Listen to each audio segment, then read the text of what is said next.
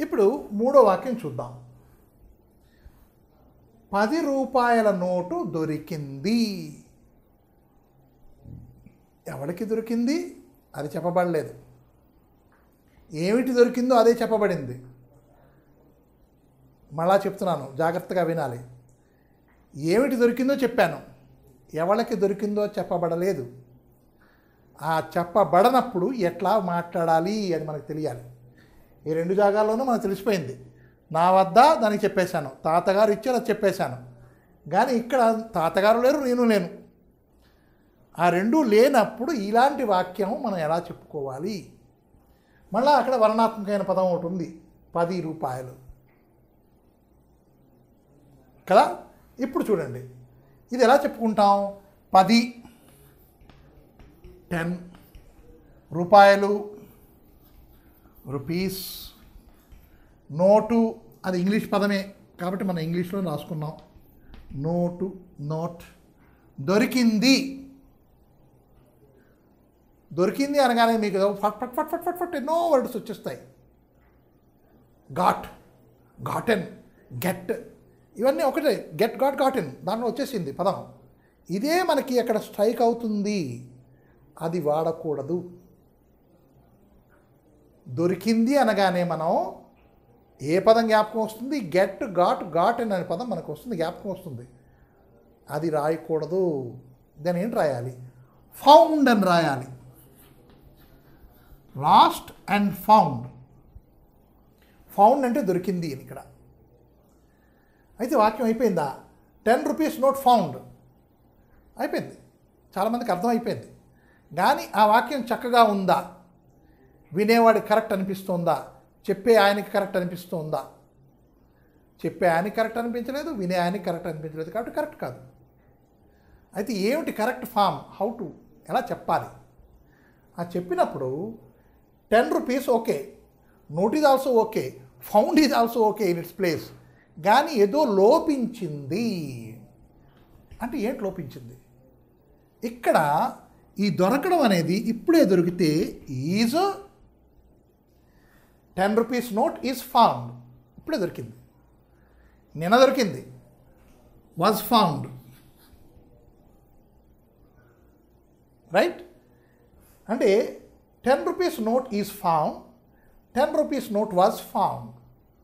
అట్లాగా మనం మళ్ళీ ఇక్కడ బికాజ్ ఎస్టర్డే ఈజ్ రిక్వైర్డ్, ఈ వాజ్ అన్నప్పుడు ఎప్పుడు మనం తెలుసుకోవాలి కాబట్టి అక్కడ ఒక టైం ఫ్యాక్టర్ అక్కడ ఇవ్వాలి, ఒక టైం స్లాట్, ఒక వర్డ్ టైంకి సంబంధించిన. అప్పుడు ఇస్తే ఆ వాక్యం సరిపోతుంది. 10 రూపీస్ నోట్ వాజ్ ఫౌండ్, అది ఎస్టర్డే, 2 days ago తెలిసిపోయింది. అలాగా 10 రూపీస్ నోట్ ఈజ్ ఫౌండ్. ఇప్పుడు మొట్టమొదటి వాక్యం కొంచెం జాగ్రత్తగా అర్థం చేసుకునే విధంగా మనం చదువుదాం. అందమైన బహుమతి ఇస్తాము. ఒక ప్రకటనలో నాకు ఇవాళ కనపడింది, అందమైన బహుమతి ఇస్తాము. ఇచ్చేవాళ్ళు ఎవళ్ళు? ఇక్కడ చెప్పబడింది ఆ వాక్యంలోనూ లేదు. కానీ అక్కడ ఆ ము అనే శబ్దంతోనూ మనం ఇక్కడ ఈ లోపించిన పదాన్ని మనం కనుక్కోవచ్చును. ఏంటి లోపించింది ఈ పదం? ఇక్కడ మేము అనే పదం లోపించింది. మేము అందమైన బహుమతి ఇస్తాము అని చెప్పుకున్నాం, రైట్? అంటే ఏంటి? మనం తెలుగులో మేము అనే పదాన్ని లోపించుకోవచ్చును, వదిలేయచ్చును. అదే ఇంగ్లీష్కి వెళ్ళేసరికి ఎట్లా ఉంటుంది?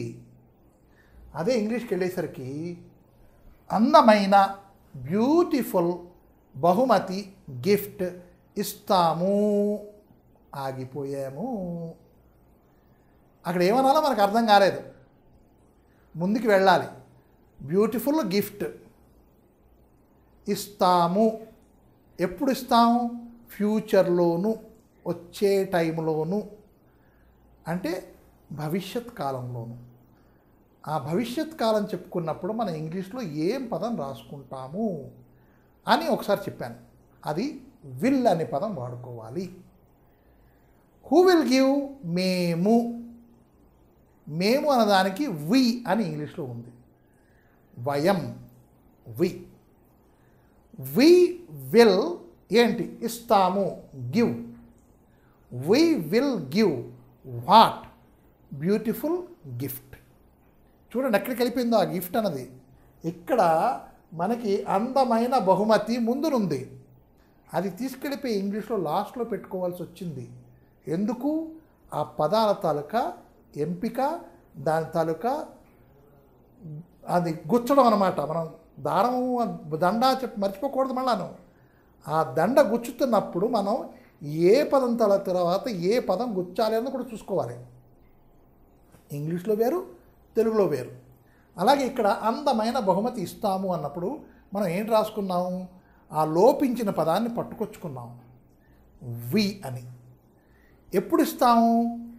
భవిష్యత్ కాలంలో ఇస్తాం కాబట్టి విల్లని తెచ్చుకోవాలి. ఇస్తాము, ఇచ్చేయలేదు, ఇవ్వబడలేదు, ఇచ్చేసాం కాదు, ఇప్పుడే ఇచ్చామని కాదు. మరి ఏంటైంది? ఫ్యూచర్లో ఇస్తాం, రేపో మాపో ఎప్పుడో ఇస్తాం, మీరు గెలుచుకున్నప్పుడు ఇస్తాం. రేపో మాపో మీరు గెలుచుకున్నప్పుడు ఇస్తాం, అది ఫ్యూచర్ కాబట్టి మనం ఇక్కడ విల్లని రాసుకొని దెన్ ఎవరు ఇస్తాం? మేము అంటే వీ కాబట్టి వీ పెట్టుకొని we will what give, we will give అని పెట్టుకొని ఏంటి ఇస్తాం? What will we give? We give a beautiful, a పెట్టుకోవాలి. ఏమంటే బహుమతి అన్నది మనం ఏం చెప్పుకున్నాం ఇందాకలా? జాతివాచకంలో ఉన్నది అంటే ప్రతి వాడికి చెందినది కాబట్టి దాన్ని ఎదుర్కొన్నా మనం ఒక నిర్దిష్టమైన సంఖ్యావాచక పదం పెట్టుకోవాలి. అంటే 1, 2, 3, 4 కాదు. మరి ఏమిటి? ఏ, యాన్, ది అన్నదితో పెట్టుకోవాలి. ఇక్కడ ఏం పెట్టుకుంటాం? మనకు తెలుసు నా బహుమతి ఏంటో, తెలియదు కాబట్టి ఏ అన్నది పెట్టుకున్నాం. తెలిసేదైతే ది అని పెట్టుకుంటాం. The car, the gift we know what it is, the car, we say the car చెప్పేసుకున్నాం. కానీ అక్కడ బహుమతి ఏంటో తెలియదు కాబట్టి అక్కడ మనం ఏ అని పెట్టుకున్నాం. So we will give a beautiful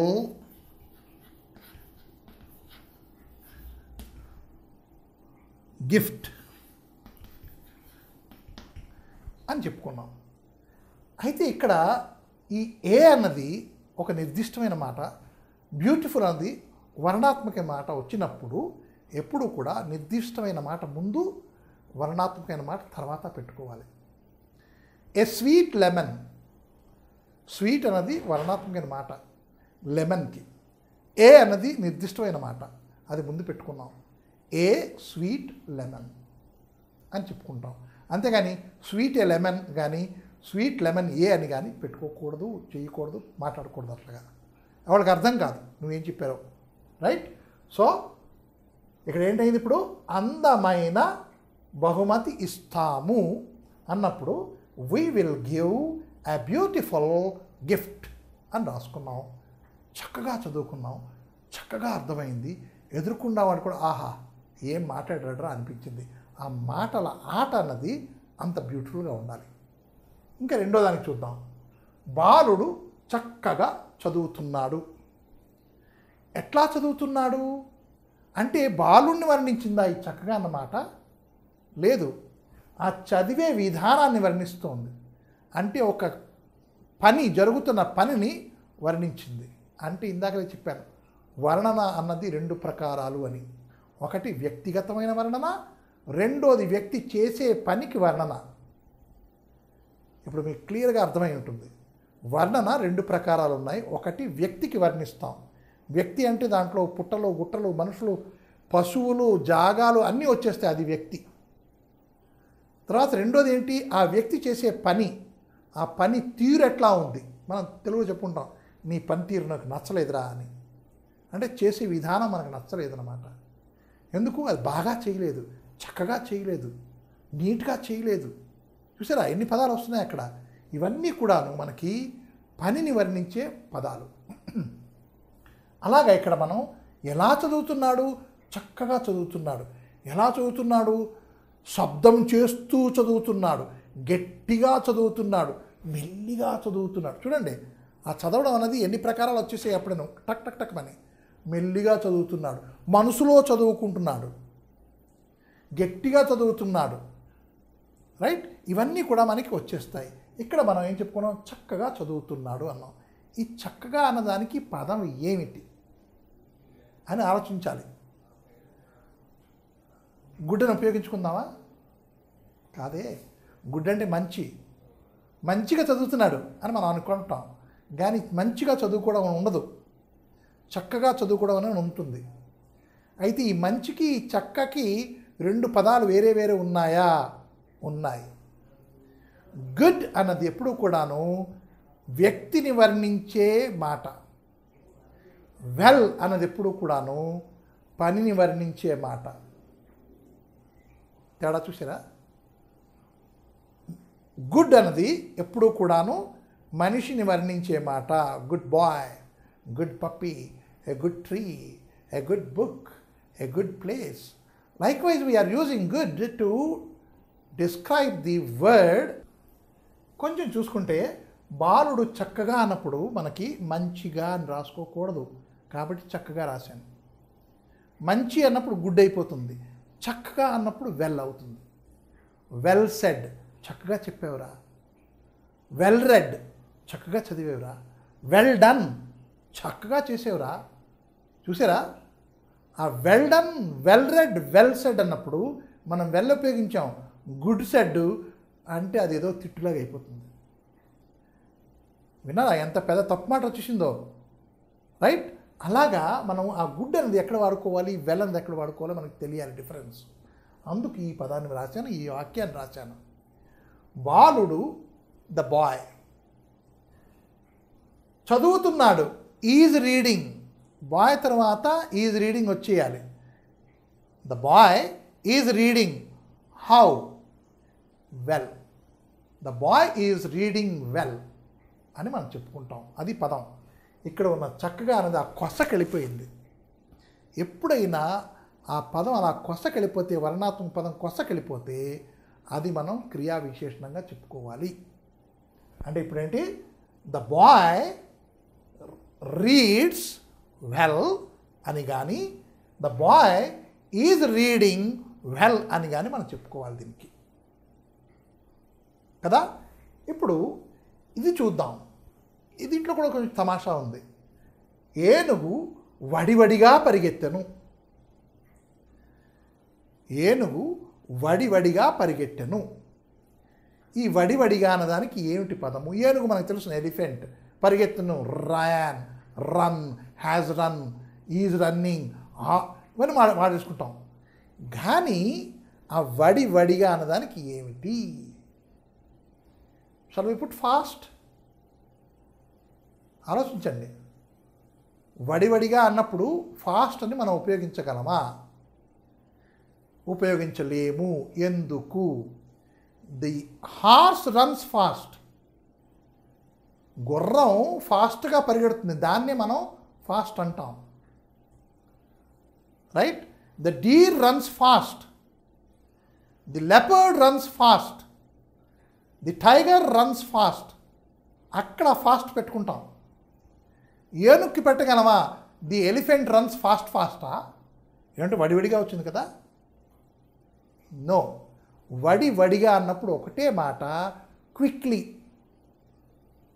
వడివడిగా అన్నప్పుడు ఒకటే మాట, ఏంటది? క్విక్లీ.